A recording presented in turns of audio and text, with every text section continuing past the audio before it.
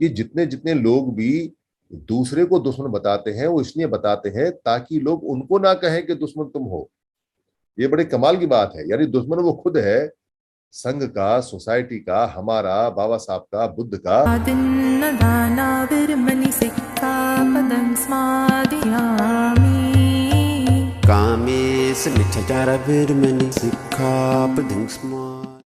आज हमारी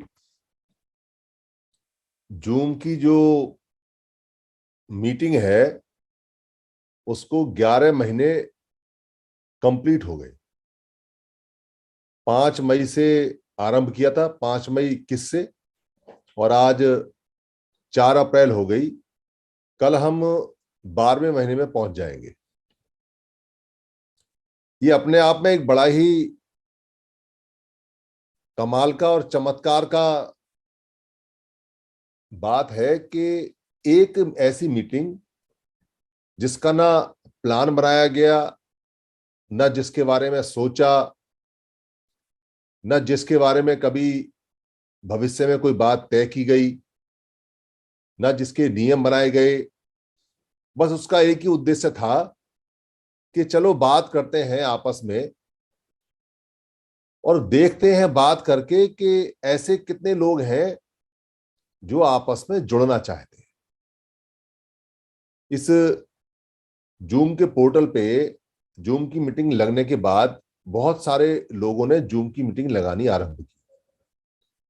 जो यहां से 2-4 मीटिंग सीख कर गए, उनको लगा कि अरे जूम की मीटिंग पे तो बहुत बढ़िया है, 45 मिनट जूम की जो मीटिंग होती है वो फ्री होती है, उसका कोई पैसा नहीं है। हालांकि यहाँ जो समर संघ है वो हर महीने 7,000 रुपए के लगभग देता है, और वो सभी जितने स्पोक्स हैं वो आपस में इकट्ठा करके देते हैं। बाहर पब्लिक से पैसे नहीं लिए जाते। जो इसके सक्रिय जिम्मेदार लोग हैं वही अपनी जेब से पैसा देते हैं। इसलिए बहुत सारे लोगों को लगा कि इससे आसान तरीका होगा नहीं।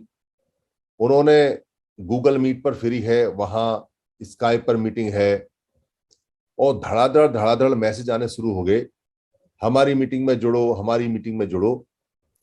और उन सब मीटिंग को हमारे जो समर संघी हैं, जो संघ के लोग हैं, वो चेक करते रहते हैं, देखते रहते हैं। किसी में 10, किसी में 12, किसी में 8, किसी में 15, और वो एकल मीटिंग है अधिकतर।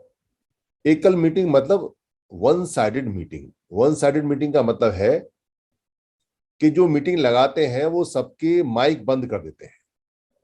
ठीक ऐसे जैसे जब पब्लिक मीटिंग लगाते हैं तो जो मंच पर लोग हैं वो पब्लिक की कोई क्वेश्चन आंसर नहीं करते, पब्लिक के कोई सवाल नहीं पूछते। जितनी भी मीटिंग लगी है भारत में लगती है, और खास तौर से जो सामाजिक मीटिंग, जो बड़े बड़े सम्मेलन लगते हैं जिसमें विचारधाराएं होती हैं और जिसमें यह कहा जाता है कि बोलने की आजादी है, बोलने की अभिव्यक्ति है, संविधान कहता है कि विचार की आजादी है, उन मीटिंगों में बोलने की अभिव्यक्ति और विचार की आजादी का गला वही लोग घोटते हैं जो संविधान की दुहाई देते हैं। वो माइक से बोलते हैं, और उनसे अगर प्रश्न पूछा जाए या उनसे कुछ बात की जाए, और या खासतौर से उनके संगठन के बारे में कुछ पूछ लिया जाए, तो वहां 2-4 बाउंसर टाइप के लोग, 2-4 पहलवान टाइप के लोग या तो आपको चुप कर देंगे, या गाली गलौच उतर जाएगी, या आपकी बात का जवाब नहीं देंगे, या आपको बुलाएंगे नहीं, या आपको भगा देंगे, या आपकी बेइज्जती करेंगे। कई बार पिटाई भी होती है। एक बार तो अंबेडकर भवन पे मेरी भी पिटाई हुई है। तो ये जो एकल मीटिंग है, वन साइडेड मीटिंग है, जिसमें सिर्फ सुनना ही सुनना है, इसमें गुलाम पैदा किए जाते हैं, मानसिक गुलाम। और कहा यह जाता है कि मानसिक आजादी की मीटिंग है। जब बोलने की आजादी नहीं है, सवाल की आजादी नहीं है, पूछने की आजादी नहीं है, और माइक बंद कर दिए गए हैं, या मंच पे कोई बोलना चाहता है या कोई सवाल खड़े होकर पूछना चाहता है, उसका जवाब नहीं, या उसको कह देते हैं बाद में देंगे, फोन पे देंगे, फलाना देंगे, ढलान देंगे, पहले दे दिया है, तो वो जो मीटिंग है सारी की सारी गुलाम पैदा करेंगी। ये जो जूम मीटिंग है इसमें माइक बंद नहीं किए जाते, इसलिए डिस्टरबेंस भी होती है। डिस्टरबेंस ये होती है कि जब बात करते हैं, चीत करते हैं, तो बीच बीच में आवाज आती रहती है। बहुत सारे लोगों को चलाना नहीं आता, फिर भी खोलते हैं। कोई खास बात होती है तो एक बार को माइक को म्यूट कर देते हैं, उसके बाद फिर माइक खोल देते हैं ताकि सब अपने क्वेश्चन पूछें। और आखिरी आदमी तक का भी क्वेश्चन लिया जाता है समर संघ के अंदर, यानी चाहे मीटिंग रात के 1 बजे तक चले, जिसको कहना है वो कहे। रिक्वेस्ट की जाती है कि पहले बात को समझ लें, बहुत सारी वीडियो है, अधिकतर सवालों के जवाब उनमें दिए हुए हैं। नया आदमी आता है तो 2-3 सवाल अमूमन उसके होते हैं, क्यों इकट्ठे हुए हैं, उद्देश्य क्या है, और ये जरूरी भी है। कोई आदमी अपना टाइम दे रहा है, मीटिंग में आया है, तो उसको ये पूछने का हक है कि यहाँ क्या कर रहे हैं और क्यों होना है। पर अगर सभी आदमियों का बीच बीच में जवाब देते रहेंगे तो मीटिंग चलेगी कैसे, क्योंकि जो पुराने लोग हैं, जो उद्देश्य जानते हैं, उनको भी कुछ ना कुछ बताना होता है और उनका कुछ सुनना भी होता है। इसलिए पेशेंस के साथ में बहुत सारे लोग आते हैं, उनको वीडियो देते हैं, और जो उनको लेके आते हैं उनसे कहते हैं कि आप पहले से उसको जान लें और समझ लें। ये मीटिंग जब लगाई गई थी तो इस मीटिंग से पहले शुरू शुरू में ये निवेदन किया जाता था कि जितने भी संगठन हैं वो सारे के सारे इकट्ठे हो जाए 5 मई, और 5 मई से पहले, 5 मई 2021 से भी पहले, जो 2013 से लगातार बात हो रही है, क्योंकि ये वी द पीपल नाम बाद में रखा गया, पर उससे पहले जब हम मिलते थे तो संगठनों को इकट्ठा करने के लिए, बात करने के लिए लगातार मीटिंग चलती रहती है, पर संगठन इकट्ठे होकर देते नहीं। इसलिए सोचा कि आपस में बात करें, और जब आपस में बात करने लगे तो बात बनने लगी, तो पता चला कि इकट्ठा होने के लिए तो नेताओं की आवश्यकता है ही नहीं, इकट्ठा हमें होना है, नेता ना इकट्ठे होते, ये बात समझ में आ गई और ये बात पूरी तरह से तय हो गई। तो मीटिंग आगे बढ़ने लगी। तो वर्चुअल मीटिंग करते करते सभी ने कहा एक्चुअल मीटिंग में लगानी चाहिए। अब एक्चुअल मीटिंग ज्यादा लगती है, एक्चुअल मीटिंग में लोग ज्यादा आते हैं, वर्चुअल मीटिंग में कम आते हैं। वर्चुअल मीटिंग में 465 470 लोग एक बार में स्टेबल रहते हैं, 1100 से लेके 1700 1800 लोग 3-4 घंटे में आते जाते रहते हैं। पर एक्चुअल मीटिंग बहुत ज्यादा लग रही है, उनकी संख्या बहुत ज्यादा है, और ये बहुत अच्छी बात है कि लोग आपस में मिल रहे हैं, मिलना चाह रहे हैं, और वो अपनी मीटिंग अपने आप ही लगा रहे हैं। सारी मीटिंगों की तैयारी वो खुद कर रहे हैं। तो कुछ लोग और भी प्रयास कर रहे हैं, खासतौर से 10 मार्च के बाद में कुछ जो ऐसे लोग थे जिनके मन मर गए थे कि पता नहीं हम जिंदगी में नेता बनेंगे या नहीं बनेंगे, उनके नेता बनने की, उनके प्रधान बनने की, उनके जनरल सेक्रेटरी बनने की इच्छाएं बलवती हो गई, उनमें बल पड़ गया। तो कुछ लोग मीटिंग लगाने लगे हैं। तो वैसे तो समर संघी मीटिंग में जाते नहीं है, मगर कई बार ये देखने के लिए जाते हैं चल क्या रहा है, सोसाइटी में क्या चल रहा है, क्या पैटर्न है। तो ऐसी ही एक मीटिंग में बहुत दिनों के बाद, लगभग 4-5 साल के बाद में, मैंने सोचा कि एक्चुअल मीटिंग में जाके देखते हैं कि हो क्या रहा है। एक्चुअल मीटिंग मतलब कुछ लोगों ने जो अपने आप को बड़ा मानते हैं, बड़े बड़े पत्रकार, बड़े बड़े ब्यूरोक्रेट्स, बड़े बड़े लीडर, बड़े बड़े नेता, बड़े बड़े सामाजिक कार्य, और बड़े बड़े पैसे वाले आदमी, और बड़े बड़े ऐसे आदमी जो दावा करते हैं कि समाज का उन्होंने बड़ा काम किया है या वो कर रहे हैं। तो एक मीटिंग में बुलाया, हम भी वहां गए, क्योंकि मीटिंग में नाम पता बताने का कोई फायदा है नहीं, समाज अपना ही है, सारे लोग समान हैं। पर उस मीटिंग में क्या रिजल्ट आया, क्या नहीं आया, वो कमाल की बात मैं आपको बताता हूँ। वहां जब बातचीत हुई तो बातचीत की स्टार्टिंग जो समर संघ है उसी को मिली। तो समर संघ तो क्या बताता है, समर संघ का तो एक ही पैटर्न है और एक ही बात है बताने की कि भाई सबको इकट्ठा होना है। तो जो समर संघ की आइडियोलॉजी है, यानी जो संघ की आइडियोलॉजी है, जो संघवाद की आइडियोलॉजी है, जो संघ का विचार है, जो बुद्ध से पहले का विचार है, जो बाबा साहब ने संविधान में विचार डाला है, वही विचार उनको बताया गया कि भाई व्यक्तियों के चेहरे नहीं चलते। अब लोग व्यक्तियों के चेहरे या हीरोशिप को अडॉप्ट नहीं कर रहे हैं, व्यक्तियों के चेहरे फेल हो चुके हैं। बाबा साहब ने हीरोशिप के लिए, व्यक्तिवाद के लिए स्पष्ट मना किया है, और बाबा साहब हीरोवाद में नहीं आए, और बाबा साहब ने जो बताया है और जो लिख के दिया है वो संघवाद है। और बुद्ध भी कभी हीरोशिप नहीं आए। ये जो बुद्ध की स्टैचू मूर्तियां, ये झूठी है सारी, किसी ने बुद्ध का चेहरा नहीं देखा, ना ही बुद्ध ने अपनी कोई मूर्ति बनवाई, और ना ही अपना कोई वर्णन किया, और ना ही अपने परिवार का। उन्होंने तो अपना परिवार भी खत्म कर दिया, व्यक्तिवाद की छोड़ो, परिवारवाद भी खत्म कर दिया। और बाबा साहब ने भी अपना परिवार कभी प्रमोट नहीं किया, कभी नहीं कहा कि मेरे मरने के बाद मेरा बेटा इसको संभालेगा, जो मैंने कमाया है या जो सामाजिक चीजें उसका मालिक मेरा बेटा होगा। ना बाबा साहब ने कहा, ना बुद्ध ने कहा। तो व्यक्तिवाद और परिवारवाद हमारे महापुरुषों ने नहीं दिया। फिर भी हमारे कुछ लोग व्यक्तिवाद और परिवारवाद को लेके चले आए और अपने चेहरे चमकाने लगे, अपने परिवार के चेहरे चमकाने लगे।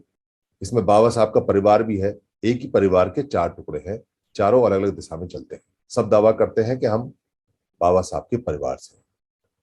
और भी कई लोग हैं जो समाज के दम पर नेता बने और अपने परिवार को आगे प्रमोट करते हैं।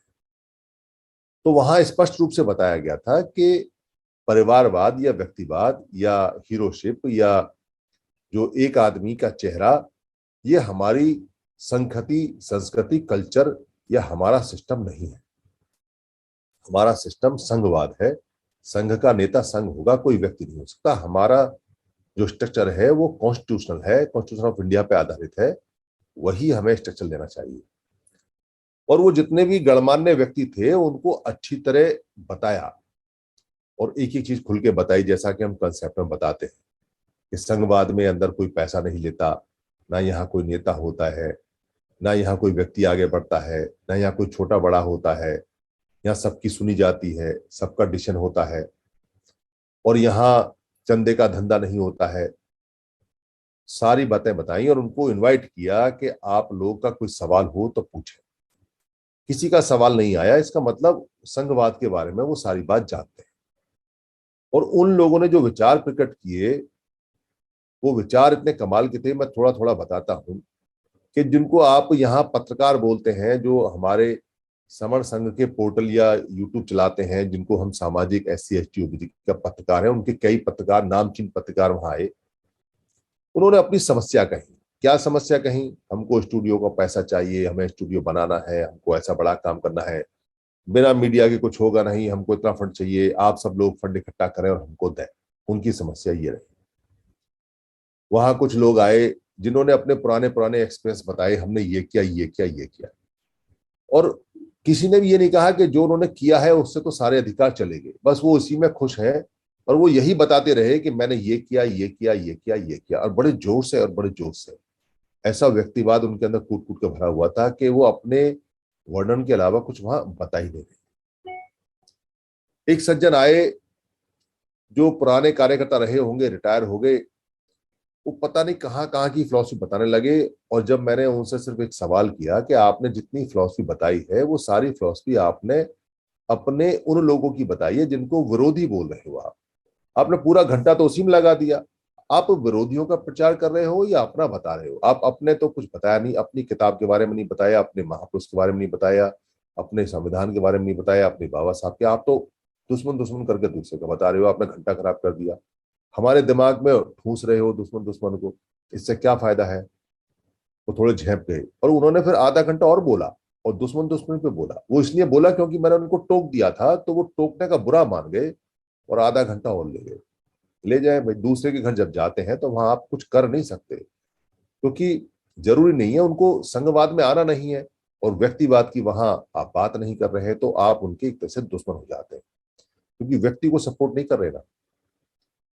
कुछ वहां एजुकेशनिस्ट लोग आए जिनको प्रोफेसर या एसोसिएट प्रोफेसर बोलते हैं।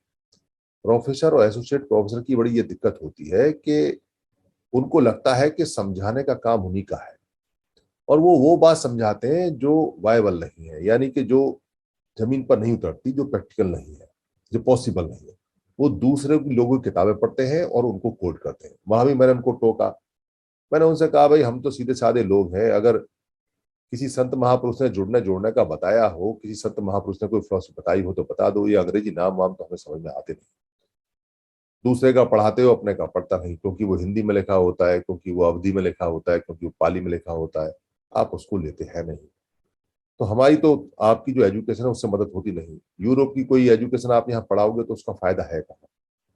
उनमें से एक दो जो प्रोफेसर टाइप के लोग थे बुरा मान गए, क्योंकि टोक के उनको पूछ दिया, साधारण लोगों की साधारण बात कर ली तो बुरा मान गए। एक आध पॉलिटिशियन भी थे वहां पे। जो पॉलिटिशियन थे उनका अपना एजेंडा था, क्योंकि पॉलिटिशियन को अपनी जो पॉलिटिकल स्थिति है वो मजबूत करनी होती है, इसलिए वो किसी की बुराई नहीं करता, किसी के बीच में नहीं पड़ता, वो सबको मीठा मीठा रहता है। उसका यही एजेंडा होता है कि वो सबका भला बनकर रहे। तो वहां पूरा दिन चला गया, टाइम खराब हो गया। वहां जितनी भी बातें हुई वो पर्सनल हुई, लोगों ने अपने इंटरेस्ट में की, मगर संघ पे आधारित कोई बात नहीं, जुड़ने जुड़ने की कोई बात नहीं हुई और कोई एजेंडा पास नहीं हुआ। और ये मैं उनकी बात बता रहा हूँ जो बुद्धिजीवी हुए, जिनको बुद्धिजीवी बोला जाता है, जो अपने आप को बुद्धिजीवी कहते हैं। मैं आपको इसलिए बता रहा हूं कि समाज अभी भी वहीं खड़ा हुआ है, इसलिए उनसे उम्मीद मत करना भाई। वो तो व्यक्तिवाद में, वो तो अपनी पर्सनल जो उनकी इच्छाएं उसमें, या जो उनका पर्सनल जो पॉलिटिकल करेक्टर है उसमें, या जो उनको लगता है कि उनकी विद्वता हासिल है, वो विद्वान है उसमें।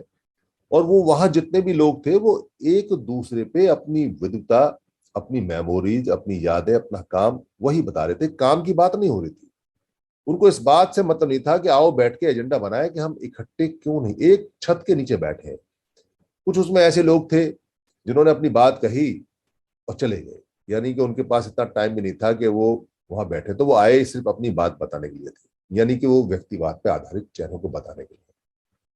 उस मीटिंग में पैसा भी खर्च हुआ, टाइम भी खर्च हुआ, पर रिजल्ट कुछ नहीं आया। एक ऐसी मीटिंग पूरे देश में, पूरे संडे में चारों तरफ लग रही है, हजारों मीटिंग ऐसी लग रही है, मगर उनके रिजल्ट नहीं आते। उनके रिजल्ट इसलिए नहीं आते क्योंकि वो संघवाद को जानते नहीं। संघवाद को एडॉप्ट करने में उनको दिक्कत आती है, क्योंकि संघवाद व्यक्तिवाद को खत्म कर देता है। अगर संघवाद की बात करेंगे तो सारे बराबर हो गए, अगर संघवाद की बात करेंगे तो सबको काम करना पड़ेगा, अगर संघवाद की बात करेंगे तो फिर नेतागिरी खत्म हो गई, और अगर संघवाद की बात करेंगे तो चंदे का धंधा खत्म हो गया, और अगर संघवाद की बात करेंगे तो फिर तो हर जो चीज है वो समानता पर आधारित होगी। इसका मतलब वो समानता पे आधारित चीज को कहते हैं, पसंद कर नहीं करते, उस पर काम नहीं करना चाहते, वो बड़ी दिक्कत है। तो आपका काम और ज्यादा बढ़ जाता है। इसलिए आपका काम बढ़ जाता है क्योंकि संघवाद के जो सबसे ज्यादा विरोधी हैं वो नहीं है जिनको आप सोच रहे हो, वो तो अपना संघ बना के बैठे हुए हैं, वो तो संघवाद में यकीन करते हैं। उनका तो संघवाद में कूट कूट कर यकीन है, वो संगठनवाद में यकीन नहीं करते। मगर हमारे जो अपने लोग हैं जो व्यक्तिवाद में और संघवाद संगठनवाद में कूट कूट कर भरे हुए हैं, उन्हीं से फाइट करना है, उन्हीं से लड़ना है। वही सामने आ रहे हैं, कुछ छुप के आ रहे हैं, कुछ सामने आते हैं बिल्कुल। और लड़ाई अंदर से भी और बाहर से भी है, यही लड़ाई जीतनी है। हमारी जो हार है वो यहाँ से है, जहां से हमको बताई जाती है वहां तो दूर दूर तक है ही नहीं कहीं। ये जितने जितने लोग भी दूसरे को दुश्मन बताते हैं वो इसलिए बताते हैं ताकि लोग उनको ना कहें कि दुश्मन तुम हो। ये बड़े कमाल की बात है, यानी दुश्मन वो खुद है, संघ का, सोसाइटी का, हमारा, बाबा साहब का, बुद्ध का, और दुश्मन दूसरे को बताता है। और पूरी जिंदगी उसने दुश्मनी निभाई है बाबा साहब से, पूरी जिंदगी उसने दुश्मनी निभाई है बुद्ध से, और वो हर 14 अप्रैल को इस दुश्मनी को पूरी तरह से बढ़ा देता है। 14 अप्रैल का मैसेज चारों तरफ से हम भेज रहे हैं, आप लोग भी भेज रहे हैं, बार बार निवेदन कर रहे हैं, बार बार रिक्वेस्ट कर रहे हैं, भाई चंदा मत लो, चंदे की जरूरत नहीं है।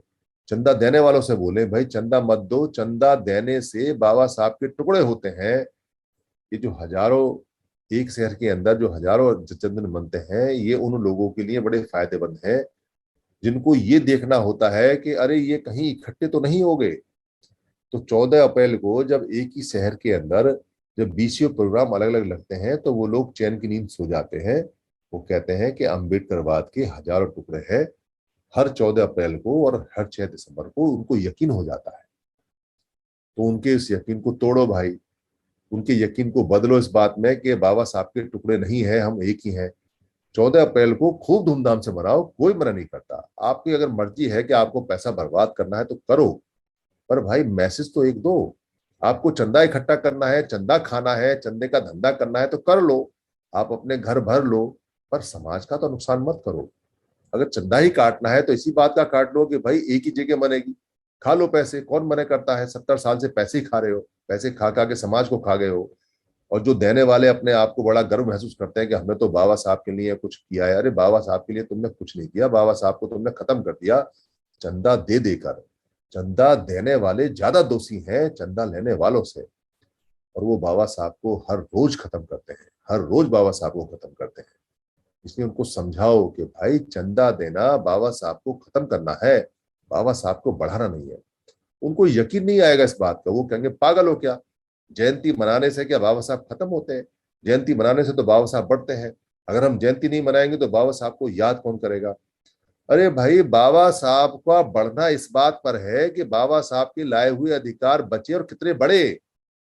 बाबा साहब के कितने फोटो छपे, कितनी मूर्ति छपी, कितनी जयंती के नंबर आए, वो बात की बात है। अगर फायदा नहीं होता है तो नुकसान हो रहा है उनसे, इसका मतलब जयंती नुकसान दे रही है, क्योंकि आपकी जो स्ट्रेंथ है वो हर बार चेक हो जाती है। आप तो टुकड़ों में बटे हुए हो। हर बार जो हमारे अधिकार खा जाते हैं और अधिकारों को ले जाते हैं, उनको यकीन हो जाता है हर 14 अप्रैल पे कि ये तो लाखों टुकड़ों में है। जब ये लाखों टुकड़ों में है तो उनके कुछ अधिकार और ले लो। फिर अगली जयंती पर चेक करते हैं, अरे अभी भी कितने हैं, अरे और टुकड़े ज्यादा हो गए तो और अधिकार ले लो। अगर जयंती मनाने से, अलग अलग मनाने से फायदा होता तो सारे अधिकार बढ़ जाते। अब तक इतनी जयंती मनाने से अधिकार नहीं बढ़ रहे हैं, क्योंकि जयंती मनाने से विभाजन दिखाई देता है, टुकड़े दिखाई देते हैं, बाबा साहब के खंड खंड दिखाई देते हैं। बाबा साहब इकट्ठे नहीं दिखाई देते, बाबा साहब का जो ऑर्गेनाइज का फार्मूला है वो नहीं दिखाई देता। इसलिए बाबा साहब के लाए हुए अधिकार चले गए तो जयंती कहाँ रही, जयंती कौन सी रही? ये कैंपेनिंग, ये प्रचार, ये हम जैसे साधारण लोगों को ही करना पड़ेगा, फोन उठाकर हर तरह से। और 14 अप्रैल तक हमारा यही काम है कि हमको लोगों को अलर्ट करना है, भाई इकट्ठे हो जाओ, इकट्ठे हो जाओ, इकट्ठे हो जाओ। 14 अप्रैल को तो हो जाओ, कम से कम 14 अप्रैल को एक दिन के लिए तो बात मान लो कि ऑर्गेनाइज होना है। एक दिन को जिसकी, जिस व्यक्ति की, जिस बाबा साहब की, जिस मसीहा के गुणगान करते करते थकते नहीं हो, उसकी एक बात 14 अप्रैल को मान लो। पूरे साल तो मानते नहीं, 365 दिन धज्जे उड़ाते हो, तो एक दिन तो इकट्ठे हो जाओ। और इन नेताओं को सबको बोलो, अरे एक दिन तो गले मिल लो, कम से कम एक दिन गले मिलकर फोटो खिंचवा लो, उसी में भी बात बन जाएगी। ये बात इसलिए बोलनी है क्योंकि नागपुर के अंदर जो कार्यक्रम लगा है वो बहुत भव्य कार्यक्रम लगा है। बहुत लोग वहां मेहनत की है, पूरी टीम वहां लगी है नागपुर की। और नागपुर जैसे शहर में कार्यक्रम में 650-700 आदमी लाना बहुत टेढ़ी खीर है, क्योंकि नागपुर में हजारों टुकड़े हैं। नागपुर में 2 बराबर के बुद्ध विहार भी अलग अलग हैं, वो एक साथ नहीं है। वहां बुद्ध विहार समन्वय समिति है, वो काम कर रही है, फिर भी सारे बुद्ध विहार एक नहीं है, वो सारे सारे आपस में एक दूसरे की तरफ कमान खड़े हैं। दिल्ली में तो स्थिति खराब है ही, और बड़े बड़े शहरों में तो है, मगर नागपुर शहर में सबसे ज्यादा है, और नागपुर का असर पूरे देश पे पड़ता है। इसलिए 250 लोग दिल्ली आसपास पूरे 12 स्टेटों से वहां गए, हवाई जहाज से गए, रेल से गए कुछ। एक तो वहां मोटरसाइकिल से आया, 250 किलोमीटर चलकर मोटरसाइकिल से आए लोग वहां पर। छत्तीसगढ़ से युवा आए, सारे लोग आए। भव्य कार्यक्रम रहा, बहुत आलिशान रहा। अब तक का समर संघ का सबसे बेहतरीन कार्यक्रम रहा, डिसिप्लिन रहा, मैसेज बहुत बढ़िया गया। उस मैसेज का फीडबैक लिया गया तो पता चला कि नागपुर के लोगों में ये बात हो रही है कि इकट्ठे होकर जयंती मनानी चाहिए। पर बात ही करते रहोगे भाई, क्या पूरी दुनिया को मैसेज क्या दोगे? आज 4 तारीख है, अभी 10 दिन पड़े हैं, और तुमको बातचीत करने के लिए क्या अमेरिका जाना है? तो बातचीत करने के लिए क्या ऑस्ट्रेलिया से लोग आएंगे? और बातचीत करने के लिए, अरे नागपुर शहर है, सिटी है, एक फोन करो, सब एक दूसरे को जानते हो। किसी बुद्ध विहार में बैठ जाओ, बड़ी बड़ी वहां जगह, दीक्षा भूमि में बैठो, नागलोक में बैठो, सड़क पे बैठो, किसी और बुद्ध विहार बैठो। और दिक्कत कहाँ आ रही है? अगर 14 अप्रैल एक साथ मनती है, पूरे देश में मैसेज जाता है इस बात का कि नागपुर के लोगों ने, बाबा साहब की जो राजधानी है वहां के लोगों ने अकलबंदी दिखाई, वहां के लोगों ने बेवकूफी नहीं दिखाई, और अपने पिताजी का जन्मदिन एक साथ मनाया। और वो अपने पिताजी के, अपने बाबा के सच्चे बच्चे हैं, और एक साथ जयंती मनाकर उन्हें पूरे देश को मैसेज दिया। तो बाकी सारे देश तो तैयार बैठा हुआ है एक साथ जयंती मनाने के लिए। बहुत सारे शहरों में तो जयंती एक साथ मनने का कार्यक्रम चल भी रहा है, कुछ में तो पहले से चल रहा है। जैसे कानपुर में एक साथ मनती है, 3-4 लाख आदमी आते हैं। जैसे मुरादाबाद में एक साथ की बात हो रही है, उनकी मीटिंग होने वाली है, लगभग तय हो चुका है। बहादुरगढ़ में तय हो चुका है। आइडिया वहीं से आया था कि हम नॉर्थ में इसको करें, तो जो वहाँ के सुधीर कुमार है उन्होंने वहाँ सारा काम किया, और वो वहाँ एक होने वाली है। दिल्ली में पार्लियामेंट पे भी एक होती है, दिल्ली में दो नहीं होती। दिल्ली में सारे लोग पार्लियामेंट पे आते हैं, लाखों लोग आते हैं, वो कई सालों से आ रहे हैं। पर नागपुर जैसे शहर में नहीं आते, तो मैसेज पूरी दुनिया में जाता नहीं। इसलिए नागपुर के लोगों से आप बार बार पोस्ट बना के अपील करें कि भाई 10 दिन पड़े हैं, इसका फायदा उठाओ, समय नहीं है, अगले साल के लिए समय नहीं है। वहां एक सूचना मिली हमें कि जब 2006 में जयंती मनानी थी तो 2006 में एक साल के लिए एक साथ इकट्ठे हुए हैं जब बाबा साहब का गोल्डन जुबली था। अरे तो नालायक हो, जो काम 2006 में कर सकते हो तो 2007 में क्यों नहीं करते, 2008 में क्यों नहीं करते, 2010 में कौन मना करता है? इसकी क्या रजिस्ट्री करानी पड़ेगी? इसे क्या कोर्ट से ऑर्डर आएंगे? इतनी अकल नहीं है। मूवमेंट चलाते हो, दुनिया में नागपुर का नाम पूरा डुबो दिया, तो शर्म आनी चाहिए। नागपुर राजधानी है, बाबा साहब की दीक्षा भूमि है। वहां का मैसेज ऐसे ही जाता है जैसे मक्का मदीना का मैसेज आता है। वहां का ऐसे ही आता है जैसे वेटिकन सिटी का आता है। वहां का मैसेज ऐसे ही आता है जैसे कि लोग अपने धर्म स्थलों का जो फतवा जारी होता है वैसे ही होता है। थोड़ी तो शर्म करो, थोड़ा तो रास्ता दिखाओ, थोड़ी तो बात मानो। एक एक आइकॉन पैदा करो वहां के सारे सारे। अरे खबर ही दे दो भाई, झूठी खबर ही दे दो कि हम सब एक जगह मनाएंगे, मत मनाना, बाकी लोगों का मनोबल बढ़ जाएगा। इस मैसेज को समझो कि सारे लोग क्यों नागपुर से कहते हैं। जैसे पॉलिटिकल पावर दिल्ली से चलती है, वैसे ही हमारा जो मूवमेंट है वो नागपुर से चलता है। बाबा साहब का आदेश है। अगर बाबा साहब का आदेश ना होता तो हम उसे दिल्ली से चला लेते, कोई दिक्कत नहीं है, क्योंकि हम रेस्पेक्ट करते हैं दीक्षा भूमि का। हम दीक्षा भूमि को सर पे उठा के रखते हैं। हम नागपुर को बाबा साहब की वजह से सर पे उठा के रखते हैं। और आप नागपुर में रहने वाले बाबा साहब का नाम पूरा मिट्टी में मिला दिया, पूरी दुनिया के सामने झुका दिया कि वहां से कोई मैसेज नहीं आता। इसलिए जितनी जल्दी हो सके उतनी जल्दी समन्वय करो, इकट्ठे हो जाओ। और नहीं इकट्ठे होते हैं तो समर संघ का फार्मूला बताया है, उस फार्मूले को समझो, जानो, क्योंकि हम सारे संगी हैं, हम सारे समण हैं। हम सबको एक जगह आना है क्योंकि हम पैदाइशी समर संगी हैं। इसलिए जिद हमारी जुड़ने की और जोड़ने की। और सभी लोग अपील करें नागपुर वालों से कि जितनी जल्दी हो सके 14 अप्रैल का मैसेज 5 तारीख या 6 तारीख 7 तारीख तक निकालें। ये वीडियो कल तक चला जाएगा नागपुर के लिए, इसको फॉरवर्ड कर देना।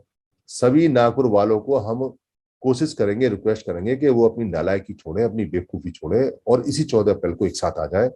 और अगर नहीं आते हैं तो दुनिया में ये प्रूव होगा कि नागपुर से बाबा साहब ने जो दीक्षा ली या दीक्षा दी नागपुर में, वो गलती की। अगर वो दिल्ली से करते तो शायद हम दिल्ली से थोड़ा ठीक ठाक कर देते, या वो दिल्ली की जगह कहीं और से लेते, उत्तर प्रदेश से लेते या कहीं से लेते, तो शायद बात अच्छी बन जाती। नागपुर से लिया है तो कोई खास बात होगी, और उस खास बात में अगर कोई बात नहीं बनती है तो वो हमारे पूरे देश और पूरी दुनिया के लिए शर्मसार वाली बात है। इसलिए जिद हमारी जुड़ने की है और बहुत जल्दी जुड़ने की है। जैसे हम नागपुर में जुड़े और जैसे हम पूरी इंडिया में और इंडिया के बाहर जुड़ रहे हैं, उसी तरह हमें जुड़ना है। धन्यवाद।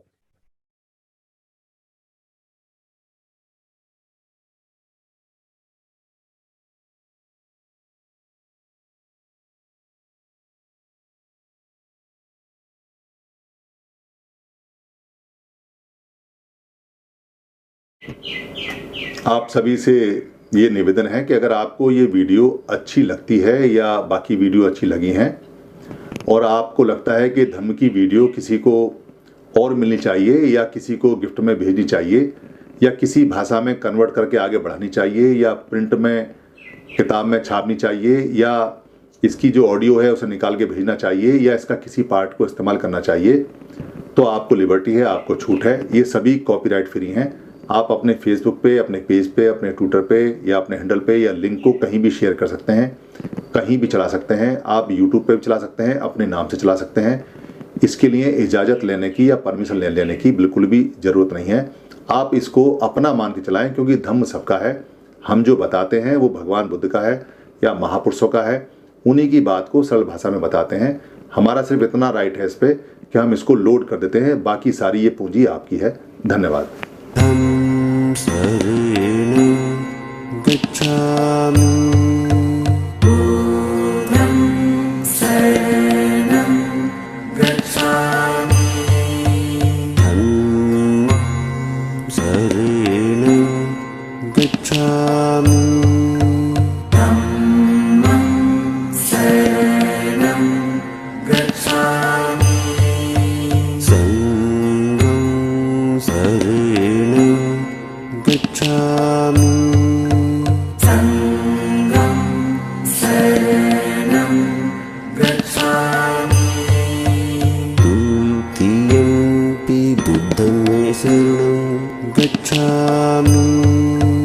द्वितीयंपि बुद्धं शरणं गच्छामि। द्वितीयंपि धम्मं शरणं गच्छामि Dutiyampi dhammam saranam gacchami Dutiyampi sangham saranam gacchami Dutiyampi sangham saranam gacchami Tatiyampi buddham saranam gacchami Tatiyampi buddham saranam gacchami Tatiyampi dhammam saranam gacchami Tatiyampi dhammam saranam gacchami Tatiyampi sangham saranam gacchami Tatiyampi sangham saranam gacchami साधु साधु साधु